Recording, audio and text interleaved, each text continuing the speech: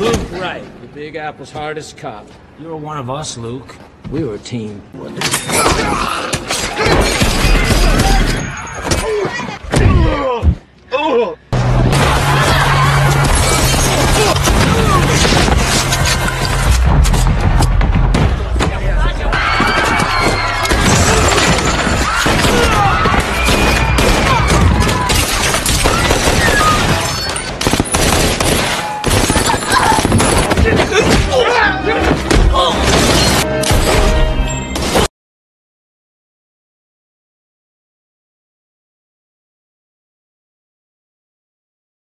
Seorang anak kecil bernama Mei saat ini sedang disekap oleh para mafia.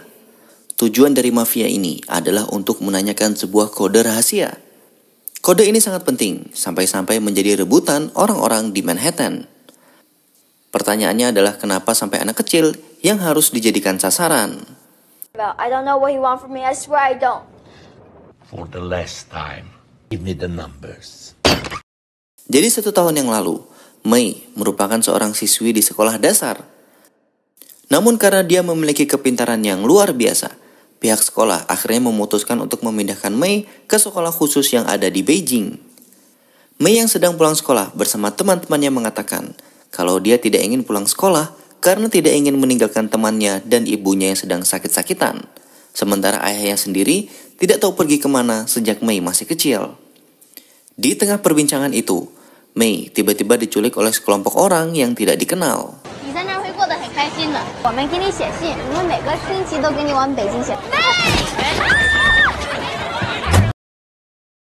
Mereka lalu membawa Mei untuk bertemu dengan Mr. Han, seorang bos mafia yang memiliki banyak bisnis haram.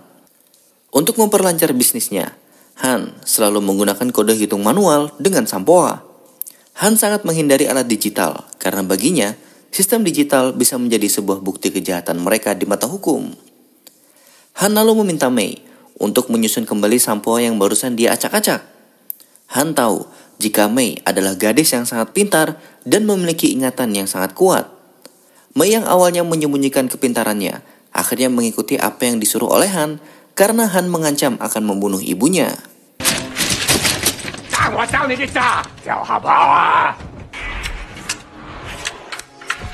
Han yang melihat hal itu langsung tertarik dan memutuskan untuk menjadikan Mei seorang akuntan di bisnisnya. Seorang pria bernama Chang yang merupakan tangan kanan Han lalu ditunjuk untuk menjadi ayah angkatnya.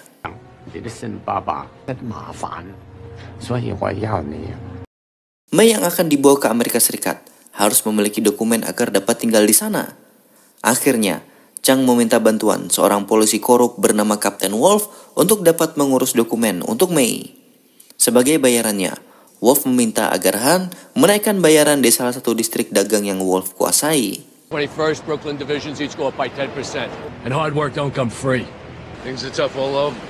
1 tahun kemudian, Mei terbang ke Amerika. Di sana, Mei ditugaskan untuk membantu Han menghitung setiap keuntungan dan kerugian yang didapat oleh bisnis-bisnisnya di sana. Setiap ada bisnis yang tidak mencapai target, disitulah anggotanya akan menghabisi pengelolanya dan menggantinya dengan pengurus yang baru. If it's almost 800, I want the exact number. Scene lalu memperkenalkan kita pada seorang pria bernama Luke Wright yang saat ini menjadi seorang petarung MMA jalanan. Luke yang habis bertarung datang ke rumah sakit untuk menjenguk lawannya yang sedang koma. Namun, Luke justru dimarahi oleh keluarga lawan karena tidak terima apa yang sudah Luke lakukan kepadanya. You should be in jail! I'm sorry. I'll kill you! I'll kill you! Luke yang marah akhirnya pergi ke tempat kasino untuk mendatangi promotor pertandingan dan langsung menghajarnya. Luke marah kenapa dia bisa mendapatkan lawan yang sangat lemah. Hanya dengan 1 kali pukulan, lawannya sudah langsung koma. Si promotor menjelaskan kalau seharusnya Luke akan kalah di ronde kedua. Namun dia tidak tahu jika lawannya Luke ternyata selemah itu. Padahal jika di YouTube, orang itu tampak kuat sekali. Akibat hal ini, promotor sendiri mengaku rugi hingga $1 juta dan salah satu ketua mafia Rusia juga ikutan merugi hingga miliaran dolar. Mendengar penjelasan ini, Luke langsung menyadari konsekuensinya. Akhirnya Luke tergesa-gesa untuk pulang dan menelpon istrinya untuk tidak pulang ke rumah sementara waktu. Namun, saat sampai di rumah, semua sudah terlambat. Istri Luke telah dibunuh oleh para mafia Rusia. Para mafia mengatakan jika mereka juga ingin membunuh sanak dan kerabat Luke, namun mereka tidak menemukannya. Sebagai gantinya, mereka akan membunuh siapapun yang berbicara kepada Luke dan hanya akan berhenti apabila Luke bunuh diri. Because I would like to take them from you too. So, here's the deal. Ordering a hot dog or something, you'll die. Sejak saat itu, Luke terlihat sangat depresi. Ia sangat berhati-hati dan takut jika akan ada orang yang terluka karena ia selalu diikuti oleh anggota geng mafia. Mafia Rusia ternyata tidak omon-omon saja. Perkataan mereka dibuktikan saat Luke tidur di tempat penampungan homeless. Saat itu, seorang pria meminta Luke untuk menukar sepatunya karena kakinya sedang sakit. Luke lalu memberikan sepatunya dengan senang hati dan beristirahat. Namun ketika terbangun, Luke sudah mendapati pria yang semalam tewas dengan sebuah sayatan di lehernya.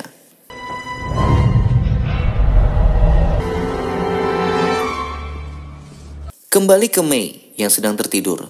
Tiba-tiba dia dibisiki oleh seorang wanita bawahannya Chang. Wanita itu memberitahu Mei kalau ibunya telah meninggal 2 minggu lalu. Para mafia tidak akan memberitahu hal itu karena ibunya adalah satu-satunya alat untuk mengendalikan Mei. You find out I told you though. I won't say anything. Keesokan harinya, Han sudah sampai di Amerika Serikat. Kedatangannya ke Amerika adalah untuk melakukan urusan yang sangat penting.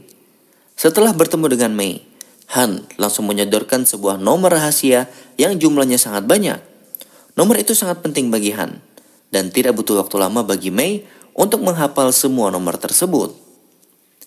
Setelah itu, Mei pun dibawa ke tempat lain untuk mencari petunjuk baru. Namun di tengah perjalanan, mobil mereka tiba-tiba ditabrak dan dihadang oleh para mafia Rusia. Akhirnya, Mei pun berhasil diculik dan langsung dibawa ke pemimpin mafia Rusia yang bernama Dochesky.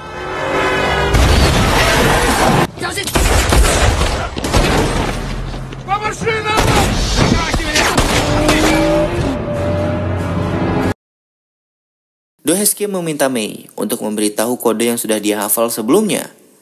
Mei yang tahu jika kode itu adalah rahasia dan sangat penting, memutuskan untuk tidak memberitahukan kode tersebut. Akhirnya, Dochesky meminta orang yang ada di luar untuk masuk. Ternyata orang itu adalah wanita yang memberitahu Mei malam kemarin kalau ibunya sudah mati. Wanita itu ternyata berkhianat dan menyuruh Mei untuk memberitahu kode rahasia tersebut agar dia bisa mendapatkan uang.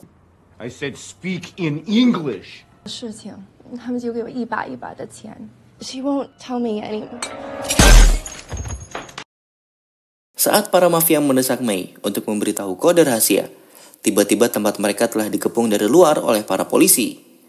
Mei yang melihat ada celah untuk melarikan diri, akhirnya memutuskan untuk kabur.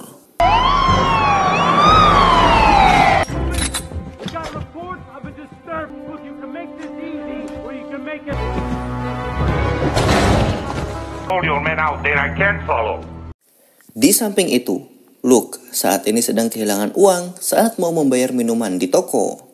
Ia pun teringat jika tadi dirinya ditabrak oleh seorang pencopet saat sedang berjalan. Luke yang terlanjur malu akhirnya berpura-pura tertawa seperti orang gila. Seorang polisi yang kebetulan ada di sana langsung menyeretnya keluar toko. Namun, sang polisi terlihat sangat kaget ketika melihat wajah Luke dan langsung mengangkat Luke ke dalam mobil untuk menuju suatu tempat. Jesus Christ. Look at him. How about the smell? Ternyata, Luke dibawa ke gedung kosong dan di sana sudah ada beberapa anggota polisi lainnya yang menghajar Luke. Terungkap jika Luke dulunya adalah pimpinan polisi yang paling tangguh di Big Apple, New York, dan mereka yang memukuli Luke saat ini adalah anggotanya yang kesal karena Luke menghilang tanpa kabar. Luke Wright, the Big Apple's hardest cop. You were one of us, Luke. We were a team. It's costing other people money. More people around here to die? Di waktu yang sama, Mei yang berhasil kabur dari kejaran para mafia, lalu melarikan diri ke stasiun bawah tanah. Disitulah Luke melihat Mei yang sedang ketakutan sambil bersembunyi dari kejaran para mafia. Luke akhirnya memutuskan untuk mengikuti Mei dan menyelamatkannya dari kejaran para mafia.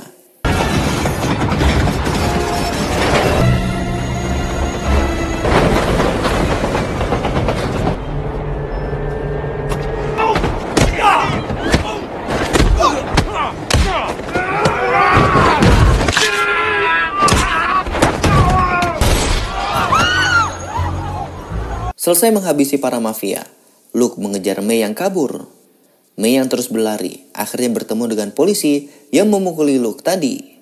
Saat mereka ingin membawa Mei, tiba-tiba Luke datang dan inilah yang terjadi. Everything's all right.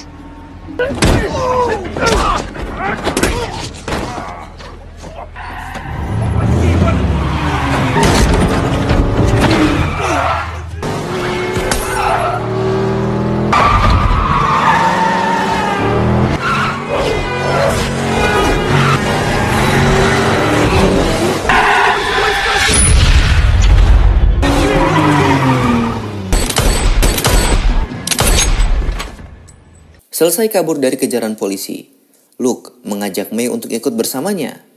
Meski masih ragu apakah Luke orang baik atau bukan, Mei tetap mengikutinya dari belakang. Berbekal kartu kredit yang ia curi dari salah seorang mafia yang dia kalahkan, Luke membeli pakaian baru agar dirinya tidak terlihat seperti gelandangan. Luke juga memesan kamar hotel dengan kartu kredit itu. Luke berpikir jika para mafia tidak bisa menemukan mereka di hotel bintang 5. Namun semua itu sia-sia karena sebenarnya para mafia bawahan Han telah berhasil melacak keberadaan mereka karena pelacak di tubuh Mei masih aktif. Di dalam kamar hotel, Luke menanyakan kenapa Mei bisa menjadi incaran para mafia. Mei pun menjawab kalau ada sebuah angka yang diberikan kepadanya untuk diingat. Dengan mudah, Luke bisa memahami dan juga menyimpulkan inti dari masalah ini. He told me a number, a very long number. That are interesting because they happen too many times to be random. Now you know everything. Happiness for you. Di saat yang bersamaan, Chang ternyata sudah tiba di hotel dan menanyakan ke resepsionis di mana nomor kamar yang dipesan oleh Luke sambil menurunkan pistol ke arah resepsionis tersebut. Aksi Chang ini terlihat di CCTV hingga terjadilah baku tembak di bawah hotel. Do that and I blow your brains out.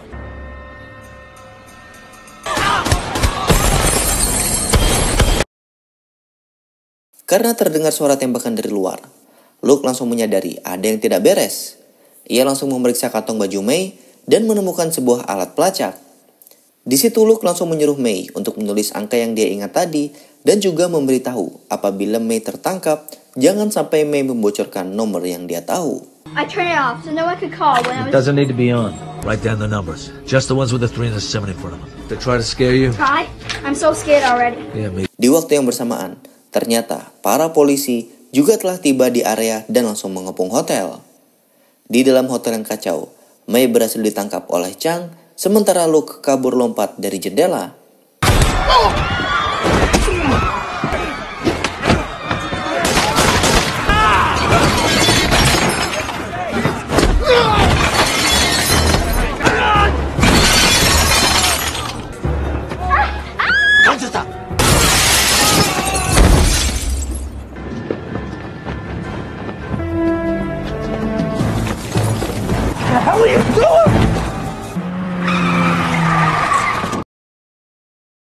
Berhasil kabur dari kejaran polisi, kini Luke mencari cara agar bisa menyelamatkan Mei.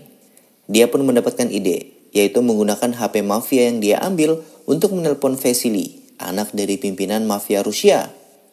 Dengan bahasa Rusianya yang fasih, Luke yang berpura-pura menjadi anak buah Vasily memberitahu kalau dirinya mendapatkan kode rahasia tersebut.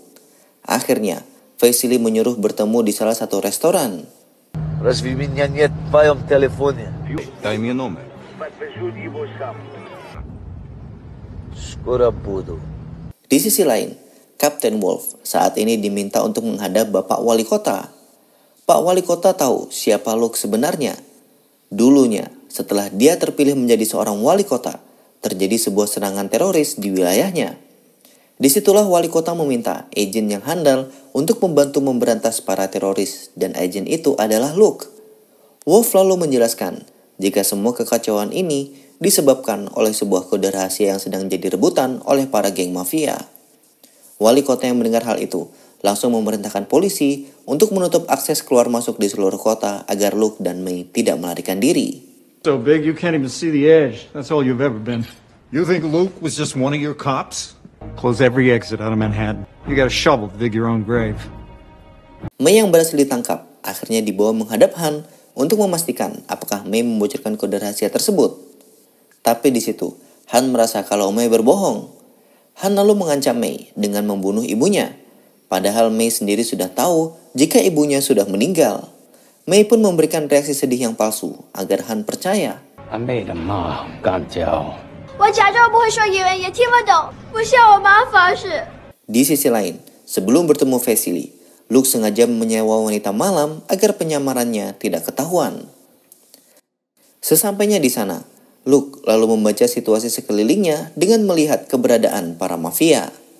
Setelah dirasa cukup siap, Luke pun langsung melakukan aksinya di restoran tersebut.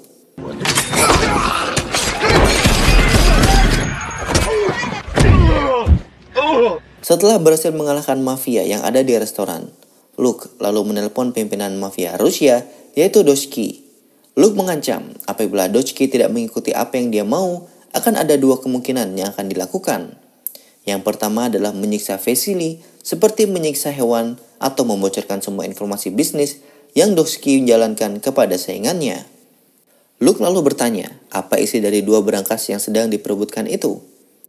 Doshki lalu menjelaskan jika berangkas pertama berisi uang sebanyak 30 juta US dollar.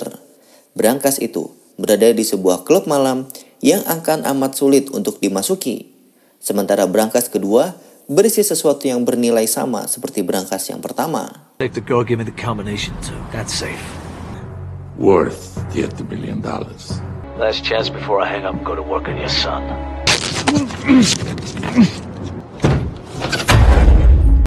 Singkatnya, Luke yang sudah ada di tempat yang dimaksud oleh Doshki menunggu mantan rekan-rekan polisi yang korup untuk datang.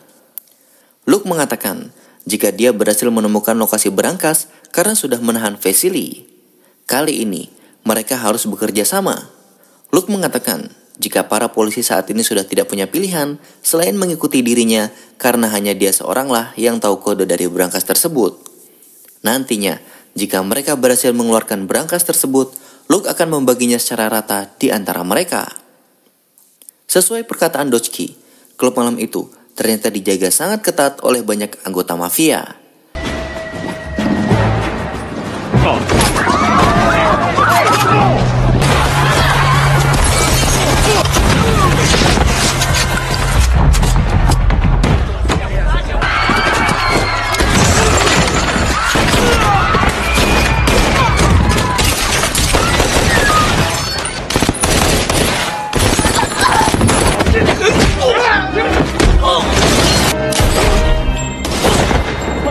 Alright, Miz, where we going?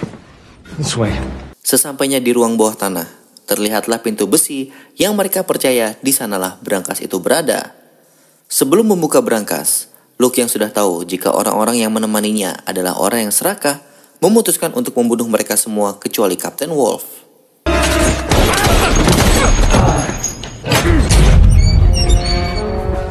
Setelah itu, berangkas pun berhasil dibuka dan kini 30 juta US dollar sudah diamankan mereka.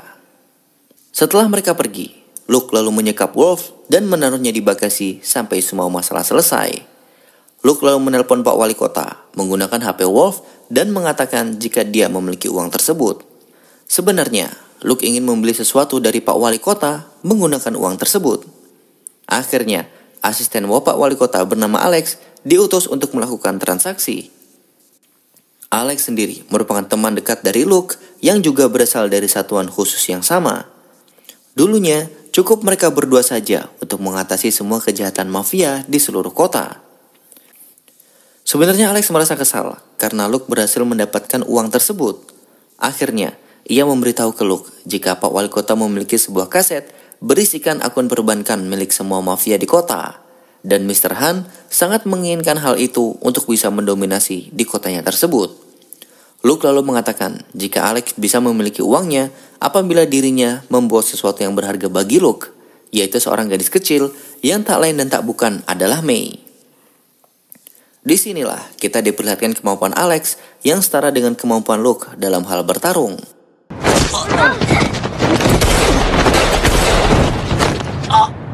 Have it your way.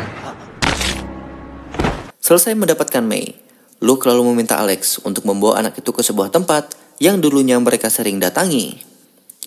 Di sisi lain, Ternyata Luke saat ini sudah berada di kantor wali kota untuk mendatangi Pak Wali Kota. Sambil mendentukkan pistol, Luke meminta agar Bapak Wali Kota menyerahkan kaset tersebut sebelum titiknya diledakkan. Akhirnya, Pak Wali Kota pun memberikan kaset yang dimaksud. Satisfied?